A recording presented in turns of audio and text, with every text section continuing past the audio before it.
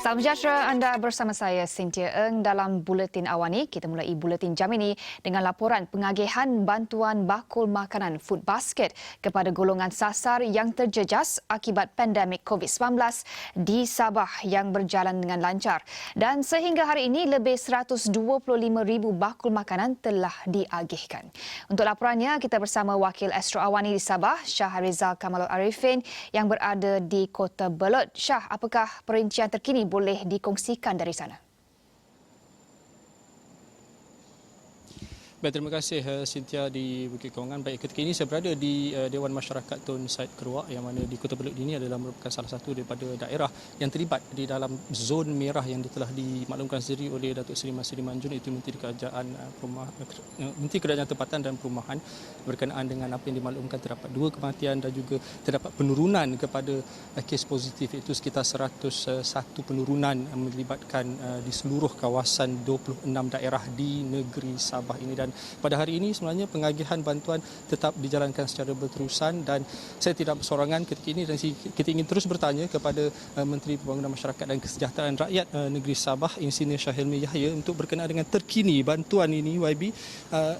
Berapakah bantuan yang telah disalurkan ketika ini? Kerana semalam kita dah dengar ada 125,000. Jadi untuk hari ini bagaimana? Untuk hari ini kita anggarkan akan ada pertambahan dalam 1,000 hingga 3,000 lagi untuk kawasan-kawasan seluruh negeri Sabah. So selalunya kita dapat maklumat terkini pada sebelah petang setelah selesai diagihkan aktiviti agihan bakul makanan pada tiap-tiap hari. Jadi kita kalau semalam 125,000, pada petang ini mungkin kita tengok dalam 127 hingga 128,000. Dan pastinya ia adalah menyeluruh ke seluruh di negeri Sabah. Ya, betul, untuk seluruh negeri Sabah.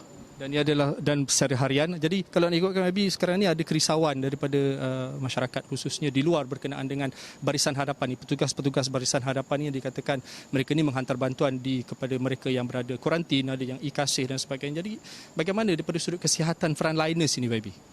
Okey, kita sedar dari peringkat Jawatankuasa pengurusan bencana COVID-19 negeri Sabah, kita sedar bahawa kita sekarang sedang berdepan dengan bencana berisiko penyakit berjangkit.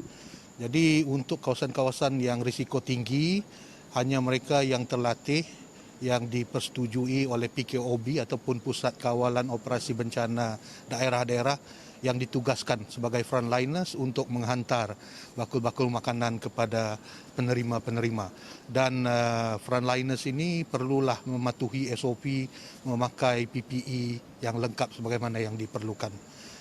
Untuk kawasan yang berisiko rendah, ada ramai sukarelawan ingin menghantar bantuan makanan, tapi kita nasihatkan mereka untuk menghubungi Pusat Kawalan Operasi Bencana daerah-daerah agar mereka dapat menyelenggara segala urusan serahan ini, dan dalam masa yang sama kita dapat memainkan peranan kita untuk mengekang penularan jangkitan COVID-19 ini. Bercakap berkenaan dengan bantuan ini juga, sebenarnya kami ada melakukan tinjauan di beberapa daerah di negeri Sabah dan ada aduan mengatakan bahawa kenapa kami tak dapat ni sebenarnya, adakah kami ini tidak layak, ada juga yang kononnya mungkin ada jangkitan, mungkin kita tidak tahu sebenarnya. Jadi bagaimana kita nak menangani ini? Ada yang mengatakan mereka tak boleh nak isi ikasih dan sebagainya. Okey, buat masa ini kita sekarang berada dalam keadaan di mana untuk agihan bakul makanan kita dahulukan kepada 2 kriteria. Kriteria pertama adalah kriteria di mana sekiranya satu kawasan itu dikenakan PKPD, lockdown, maka seluruh keluarga yang ada di dalam kawasan tersebut akan layak menerima agihan bakul makanan. Bagi kawasan-kawasan yang dalam PKPB, di mana aktiviti-aktiviti ekonomi masih berjalan, masih dibenarkan untuk berjalan, maka hanya kriteria keluarga yang kena kuarantin didahulukan untuk menerima agihan bakul makanan. Dan Kerajaan Negeri Sabah prihatin mendengar feedback ataupun keluhan rayuan daripada rakyat berkenaan dengan agihan bakul makanan. Dengan sebab itu pada minggu lepas Yang Amat Berhormat Ketua Menteri telah mengumumkan bantuan tambahan khusus untuk COVID-19, dipanggil sebagai bantuan prihatin COVID-19 negeri Sabah yang berjumlah 160 juta Yang ini akan diberi melalui tunai dan akan dapat meliputi sasaran, kumpulan sasar yang begitu meluas sekali. InsyaAllah akan bermula pada hujung minggu ini dan minggu depan seterusnya. Jadi kalau kepada mereka yang ni Nabi, kalau kita lihat kepada mereka yang memang dah kehilangan pekerjaan dan sebagainya. Jadi adakah mereka ini juga layak selepas nanti kalau nak isi e-kasih ini, kerana ada juga yang dapat menerimanya. Jadi adakah saranan daripada kerajaan sendiri untuk melihat keperluan kepada mereka ini dibantu, ataupun ada action plan lain yang dibincangkan dalam mesyuarat kabinet? Okey, kalau melalui bantuan prihatin tersebut, kita menggunakan data yang kita dapat daripada seluruh kementerian yang ada di negeri Sabah, dan kita yakin bahawa data tersebut menyeluruh dan dapat mendapati golongan sasar. Walau bagaimanapun dalam tempoh pandemik ini memang akan wujud golongan-golongan terkesan yang secara tidak langsung mungkin tidak masuk dalam golongan yang disasarkan dalam data kita tadi. Kita nasihatkan mereka berhubung dengan pemimpin-pemimpin setempat dan juga agensi-agensi kerajaan. InsyaAllah kerajaan yang prihatin akan melayan aduan rakyat.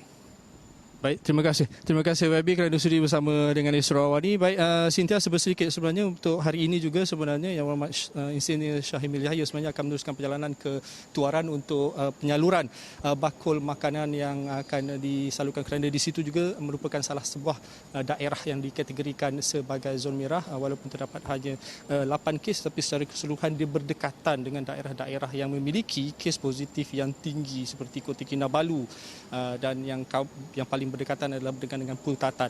Dan pastinya kita akan bawakan perkembangan yang terkini pada sebelah petang nanti, kerana kita akan menantikan apa yang bakal dibawakan dalam sidang media oleh Menteri Kerajaan Tempatan dan Perumahan Datuk Seri Masidi Manjun. Cynthia. Baik, terima kasih Syah atas laporan tersebut, dan segala perkembangan terkini anda boleh dapatkan di astroawani.com dan buletin-buletin seterusnya.